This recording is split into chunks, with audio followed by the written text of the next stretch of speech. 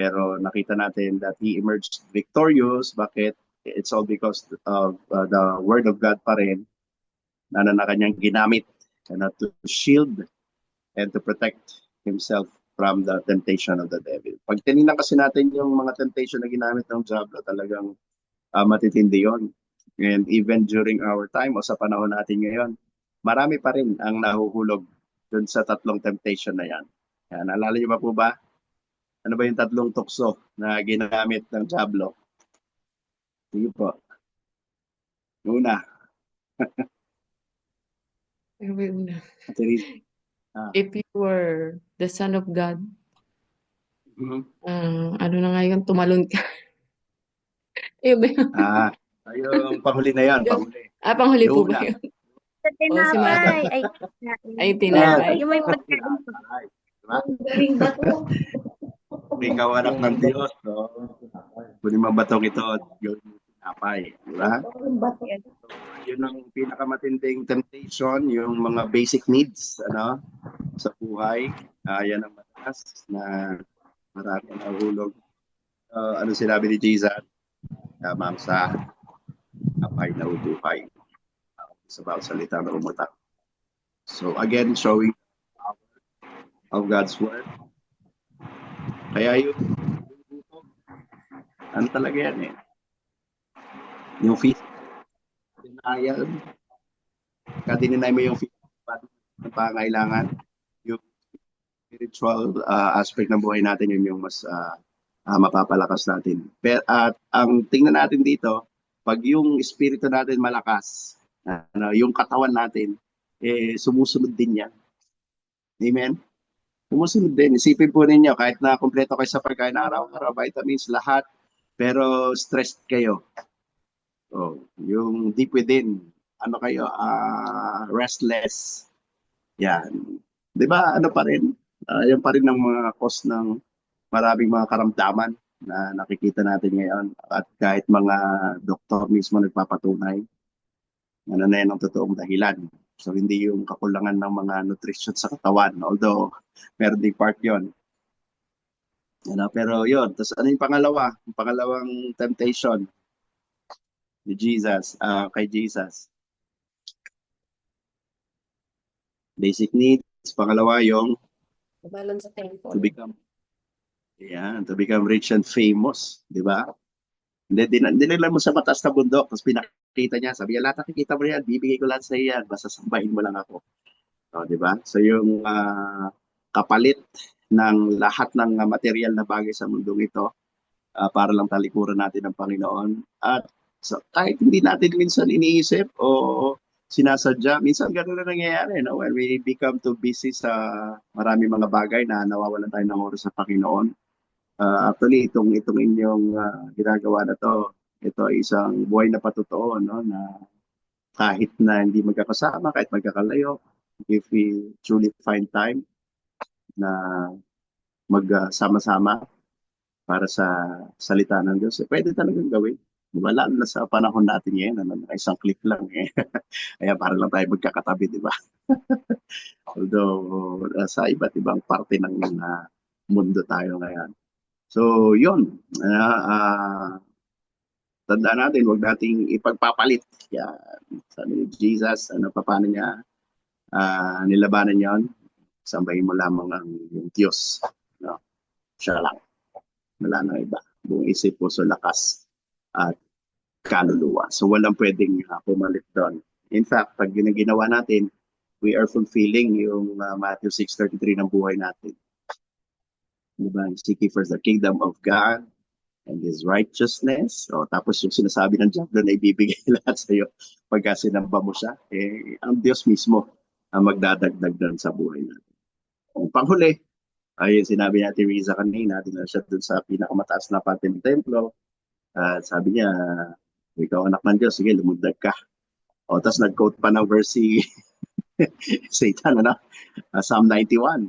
Diba? Sabi niya, isusugod niya kanyang mga anghel para ikaw ay ingatan. Pero anong sinagot ni Jesus? Mula din sa scripture, niya wag mong subukin ang Panginoon mong Diyos. Kasi ang Diyos talaga, Paano nangyayari yun? O paano natin sinusubok yung Panginoon? Minsan, hindi ko alam kung nangyari na to sa inyo o naranasan nyo na minsan nakikipag-deal tayo sa Panginoon. na, meron tayong mga deal sa kanya na, sige Lord, pagka pinayaman mo ako, papatayo ako ng kapilya, mga ganyan. Pero ano lang yun, no? Marami pang ibang mga bagay, di ba? Na tutulong ako sa mahirap o ano man, na parang uunahin mo muna yung para sa sarili mo na ibibigay ng Panginoon bago ka maglingkod sa Kanya, parang gano'n. Pero ang pinapaalala sa atin ng banal na kasulatan, we have to offer our lives as a living sacrifice. Yeah. Hindi yung ah, sasayangin natin yung buhay natin sa kung ano-anong mga bagay na hindi nakikinabang yung mismong nagbigay sa atin at nagpahiram ng buhay. Ito, madalas ninyo na rin siguro narinig na sinasabi na yung buhay natin, dapat ang unang-una makinabang si Lord kasi siya yung may-ari. Pangalawa, yung kanyang kingdom na kinabibilangan natin should always be a part of kingdom building. At diyan na papasok lahat. Ng ministeryo, discipleship, mentoring, lahat na. Sinabi natin kingdom building at everything starts dito sa ating pamilya. Yan, tayo may mga sarili-sarili na rin pamilya. Kasi itong isang malaking extended family na ito. Diyan lahat nagsisimula yan. Kung magagawa nyo at nagagawa nyo dito, it will be easier to spread the love dun sa bawat tao na makakasalangunan natin. So, itong dinaanan to ni Jesus, at sa mga pinadadaanan niya rin sa atin ng mga pagsubok, it's always a test of our faith. But at the same time, ito ay para palakasin tayo. Para kung may dumating ulit na mga pagsubok, problema, karamdaman, temptation, sabihin mo na lang, mas matindi pa yung pinagdaanan ko dati. So, kayang-kaya ko na to. This is how we respond to the challenges na maripandalin sa atin ng buhay na ito. At ang mahalaga, every time we face itong mga challenges na ito, we rely on the power of God's words. Yun yung sandalan palagi natin na kagaya ng ipinakita sa atin ni Jesus. Okay, maikling sharing. Kung meron lang naman. Kung wala, di okay lang. Ito yung tanong, are you going through a personal 40-day trial right now? Pag hindi naman eksaktong 40 days, pero ibig sabihin, are you going through something na you're waiting for, something na gagawin ng Panginoon, parang hanggang ngayon din pa rin makita how it's gonna happen or how the Lord will fulfill His promise. So, kumbaga, ando ka pa sa pagitan ng day 1 at saka day 40, na hindi mo pa nakikita yung day 41, where everything, kung meron lang naman. Are we going through any personal 40-day trial right now? Or maybe you have gone through your own personal 40-day trial, tapos dumating na yung day 41. Pa-share naman po, testimony time tayo. Sige.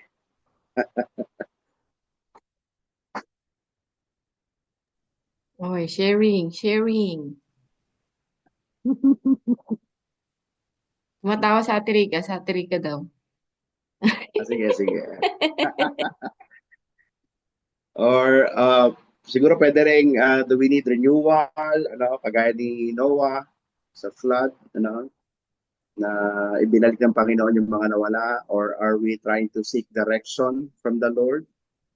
Let's spend time in God's presence, kagaya ni Moses, for clarity and guidance sa mga gusto nating gawin, gusto nating i-explore sa buhay natin, sa trabaho, sa negosyo, or anything, sa ministry. Maybe are we facing temptation or challenges na mga kinakaharap ngayon. So, kahit alin doon sa tatlo, time of cleansing, time of revelation, time of testing, asan tayo ngayon sa ating journey? Ako na po at ako naman po ay ako naman. Sige. Okay. Hindi man po siya 40 days and 40 nights, pero Mhm. yung pong sinasabi nyo na test of faith, cleansing, transformation. So parang lahat po ito na pumasok sa buhay namin. Wow. Kasi po nung last 2021, nasunog po yung bahay namin. So, as Mhm. in po, as in talagang sunog. So, yun po yung testing of faith. Tapos, thank God po kasi after 2 years, yung bahay namin, um, na nagawa na. Pero dinoble po ni Lord. Yung bahay namin naging dalawa. Yun Wow. po yung, opo, kasi naniniwala po ako dun sa kasabihan na beauty from ashes. Yun po, Amen. yung Amen. dahil po sa abo, naging mas maganda po yung bahay namin. Transformation. Opo, kinlens niya yung bahay namin. Cleansing, mas binago niya. Um, Mhm. Transformation. Ano pa po yung isa? Transformation. Transform niya po yung buhay namin. Yun yung faith namin na mag-asawa. Na God will make it better. God will make it more beautiful. And God will make it new. Tapos, yun na-test din po yung faith namin kasi ang dami po naming for the 2 years po, ang dami po naming challenges financially, pati po kasi po yung insurance po ang nagpagawa ng bahay namin, but si Juan po mismo ang gumawa. Nagbigay po sila Mhm. ng financial, pero yung asawa ko po yung gumawa. Yung patience, time, tapos yung hard Mhm. work.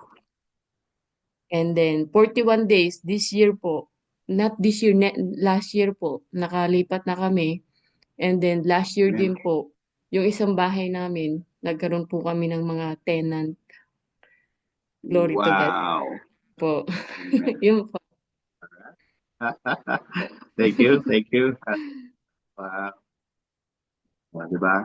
Parang si Hope lang yan eh. Nawala lahat. Pero natira yung kanyang faith. So, in the Amen. end, dinoble. Dinoble lahat ni Lord yung ibinalik sa kanya. Wow. Thank you, Lord. Ang gandang testimony Next. niya. No? Pero pwede ko i-share yan bukas sa aking sermon. Oh, amen. Opo. Marami pa po. Amen. Kasi Ate Nelia daw, marami ko sasabihin. No? Sige, Ate Nelia, kwento ka. Minsan sabihin ba ako?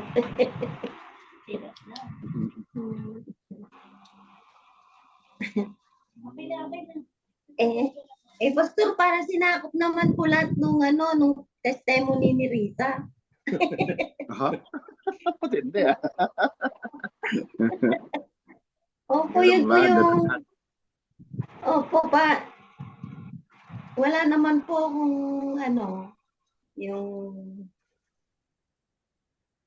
isa paglilingkod lang po yun yung naranasan namin na, na naging malalim pa. Tsaka, yung, yung cell group po, ganun.